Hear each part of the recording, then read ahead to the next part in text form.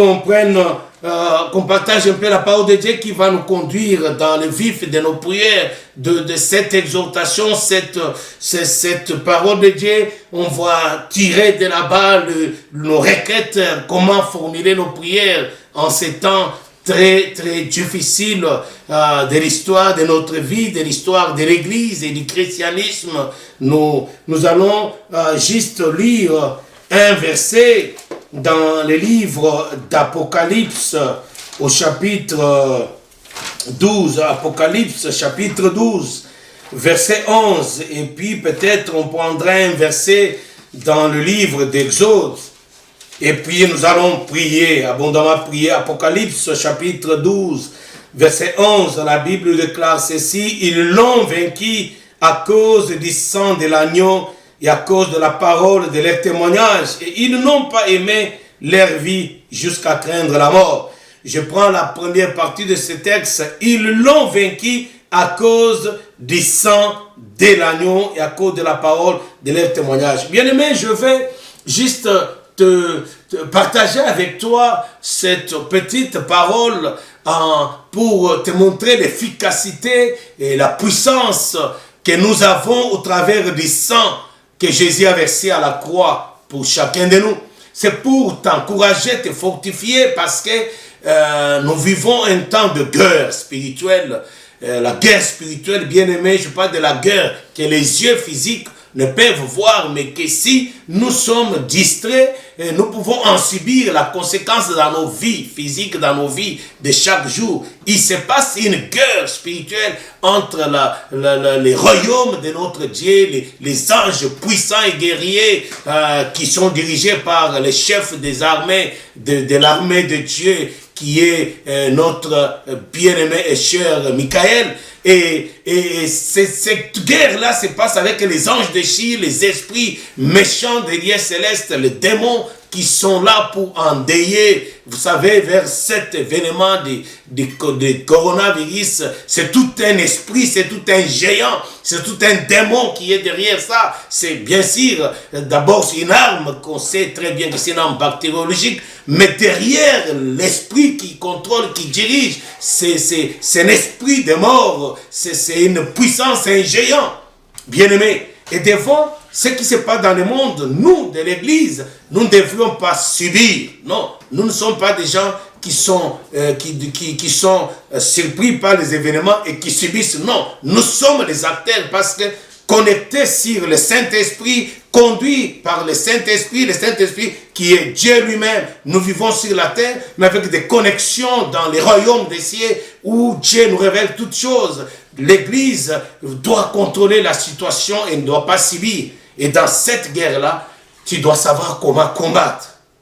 Si vous êtes attentif, vous verrez que dans les discours des hommes d'État qui dirigent les gouvernements de ce monde, vous savez, la Bible dit que le diable est le prince de ce monde. Il a réussi un pouvoir sur ce monde pour un temps limité, le temps que Dieu règle son problème bientôt pour être jeté en enfer. Mais il contrôle le monde. Et les gouvernants dans ce monde, si vous suivez leur discours avec cette pandémie de coronavirus, ils disent nous sommes en guerre. Oui, c'est ce qu'ils disent, mais le problème est qu'ils sont en guerre. Mais est-ce qu'ils sont en guerre avec le coronavirus? Non, ils sont en guerre. Mais l'esprit qui les anime, leur maître, le prince de ce monde, est en guerre avec les saints de Dieu. Les saints de Dieu, c'est ceux qui ont reçu Jésus-Christ comme leur Seigneur Sauveur personnel. Amen. Il est en guerre avec les chrétiens. Tu dois le savoir, bien-aimé. Et s'il nous déclare la guerre, nous n'avons pas besoin d'avoir peur. Nous allons lui offrir sa guerre. Et cette guerre, lui qui a le courage de venir nous attaquer, il sait qu'il l'a déjà perdu il y a plus de 2000 ans. Il a déjà perdu cette guerre depuis plus de 2000 ans. Et nous, ce que nous allons faire, ce n'est pas qu'on va combattre avec lui. Nous allons juste appliquer et déclencher le mécanisme de victoire que Jésus nous a donné depuis plus de 2000 ans. Quand il a écrasé le diable à la croix, il a versé son sang. Et c'est ce que vous voyez dans Apocalypse 11, on parle de la victoire par le sang de l'agneau. Pourquoi? Parce que par le sang, Jésus a réglé les problèmes au diable, il l'a vaincu et il nous a donné cette victoire. C'est pourquoi nous sommes plus que vainqueurs. Donc ma sœur, mon frère, tu n'as pas besoin tu n'as pas à avoir peur. La peur est du diable. C'est une arme du diable. Il te communique la peur. Comme ça, tu perds le contrôle et il s'acharne sur toi. Non. Nous allons lui résister avec une foi ferme. Et il fuira très loin de nous. Nous allons résister à tous les complots qui se trament dans le monde aujourd'hui pour détruire l'humanité, pour décimer, pour faire des sacrifices humains à un grand nombre.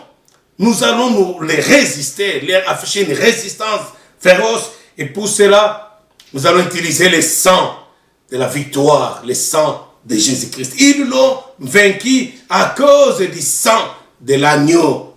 Bien-aimé, je vais juste te donner quelques éclaircissements, quelques lumières sur la puissance et l'efficacité du sang de l'agneau de Dieu. En Égypte, quand Dieu dit à Moïse de célébrer la Pâque, et quand Dieu annonce qu'il va envoyer l'ange de la mort pour corriger, pour punir Pharaon et son royaume, Dieu dit à Moïse de dire au peuple de Dieu de s'enfermer dans leur maison, d'immoler l'agneau sans défaut, qui est le symbole de notre Seigneur Jésus-Christ, et de prendre, de récupérer le sang de l'agneau, de récupérer ce sang dans un bassin. J'aimerais te dire, bien-aimé, que ce sang qui a été récupéré dans le bassin ne pouvait être efficace que dans la mesure où ce peuple-là allait faire usage efficace de ce sang. Parce que si le sang restait dans le bassin sans être utilisé, il ne pouvait pas le sécuriser, il ne pouvait pas le protéger, il ne pouvait pas être bénéfique à eux, mais il fallait faire l'usage du sang. Et c'est ainsi que Dieu va ordonner qu'ils prennent l'hysope, qu'ils trempent dans les bassins où il y a le sang et qu'ils mettent sur les linteaux de la maison, sur la porte. Bien-aimé, c'était le sang de l'agneau, d'un animal, mais Jésus-Christ est notre agneau à nous. Jésus-Christ s'est livré pour toi et moi, pour nous donner la victoire, d'abord la vie éternelle, la victoire sur le péché, la victoire sur la mort, la victoire sur la maladie, la victoire sur les diables, la victoire sur les démons, la victoire sur les sorciers, la victoire sur toutes les puissances négatives qui chercheraient à nuire à nos vies. Jésus s'est livré à la croix.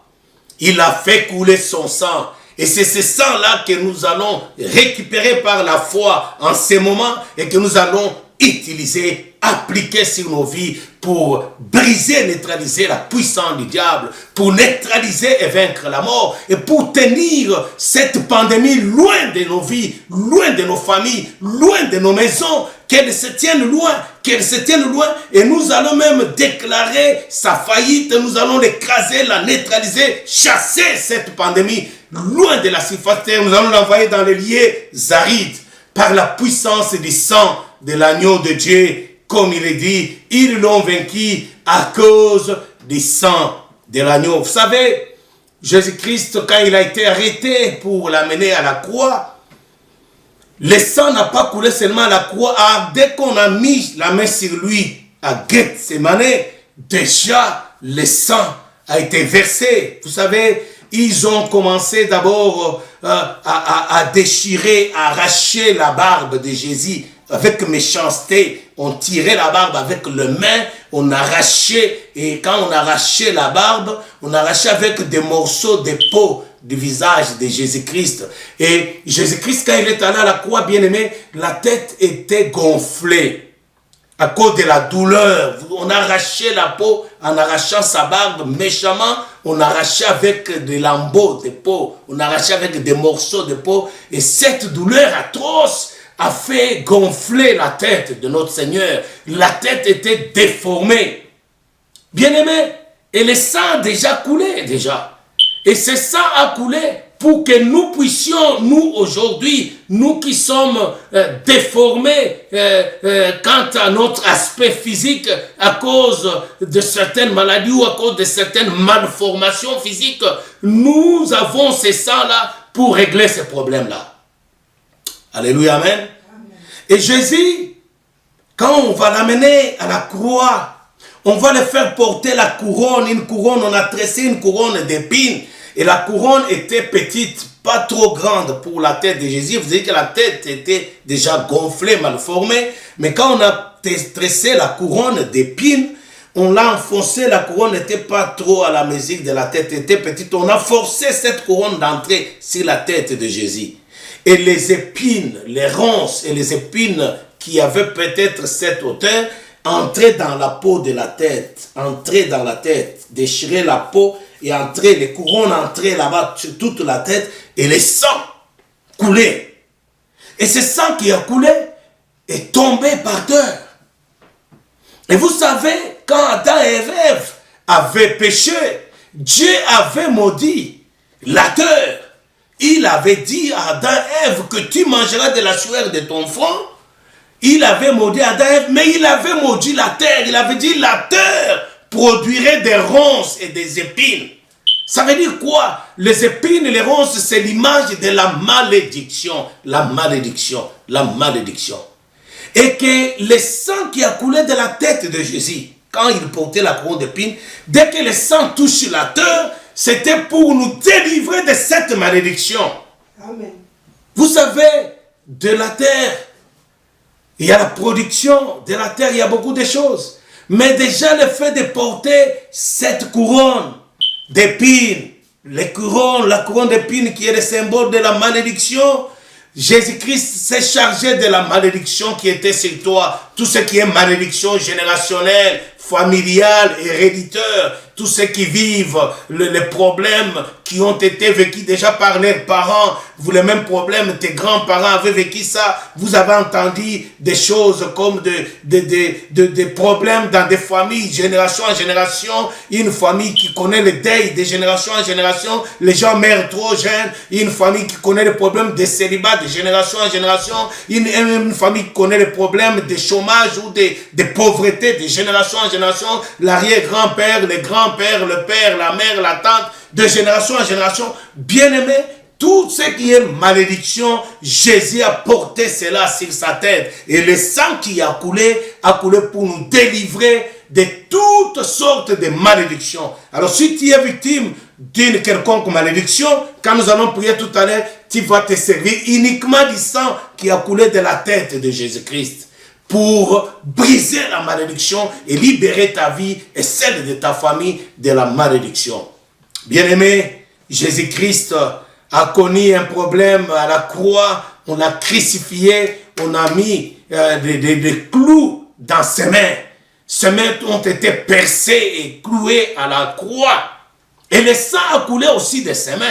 Quand on a mis les clous, le sang a coulé. Et ce sang qui a coulé, bien-aimé, dans les mains, c'est le pouvoir de ce sang-là que nous allons évoquer tout à l'heure pour nous délivrer de tout problème de pauvreté financière. Je parle de pauvreté financière et matérielle parce que c'est avec les mains que nous travaillons, c'est avec les mains que nous produisons. Et Jésus-Christ avait accepté que ses mains soient percées, que le sang coule de ses mains pour nous délivrer de tout ce qui est pauvreté, tout ce qui est échec au niveau des affaires, de business, au niveau du travail, le chômage, la pauvreté, toutes sortes de pauvreté. Bien-aimé, tu vas par la foi te servir du sang qui a coulé des mains de Jésus-Christ, percé à la croix pour libérer les richesses. Tu vas proclamer que je suis riche en appliquant le sang de Jésus-Christ qui a coulé de ses mains. Tu vas l'appliquer à tes mains par la foi. Quand nous allons prier tout à l'heure, tu vas dire, Seigneur, je me sers du sang que tu as versé à la croix. Alléluia, le sang qui a coulé de tes mains. Je me sers de ce sang par la foi. Je l'applique à mes mains et je proclame et je déclare que je suis riche, délivré de la pauvreté financière et matérielle et même de la pauvreté spirituelle au nom de Jésus-Christ. Voilà, c'est pour prier avec efficacité. C'est pour prier en spécifiant les tâches avec efficacité, en faisant bien les cibles. Il faut savoir quelles sont les cibles et comment utiliser efficacement le sang de Jésus-Christ, comment l'appliquer pour tel adversaire, tel adversaire, tel adversaire. Contre la pauvreté, nous allons appliquer le sang qui a coulé des mains de Jésus-Christ. Contre la malédiction, nous allons appliquer le sang qui a coulé de la tête de Jésus-Christ. Contre la malformation, la laideur et quoi, nous allons appliquer le sang qui a coulé de son visage, bien-aimé. Quelqu'un dit Amen. Amen. Nous allons invoquer le sang de Jésus pour combattre ces puissances-là. Et vous savez, Avant de mettre Jésus à la croix, on l'a étalé par terre. Et on a pris un fouet. Les policiers romains, dans leur méchanceté, ils se sont fait un fouet, ou dans les fouets, ils ont tressé un fouet, mais dans les fouets, ils ont mis des clous et des pointes, des tessons de bouteilles. Il y avait des clous, les fouets comme ça, il y avait des clous qui sortaient par là, qui sortaient par là, qui sortaient par là. Et quand ils prenaient les fouets, ils frappaient le dos de Jésus-Christ, les pointes des clous et les tessons de bouteilles pénétraient dans son dos. Jésus était étalé par ventre comme ça, et on frappait dans son dos. Et quand les fouets entraient dans le dos de Jésus, les pointes des clous, les tessons de bouteilles pénétraient dans la peau de Jésus. Voilà comment il fouettait. Dès qu'il frappait, les fouets restaient sur le dos de Jésus-Christ, dont les tessons de bouteilles et les pointes de clous entraient dans la peau de Jésus.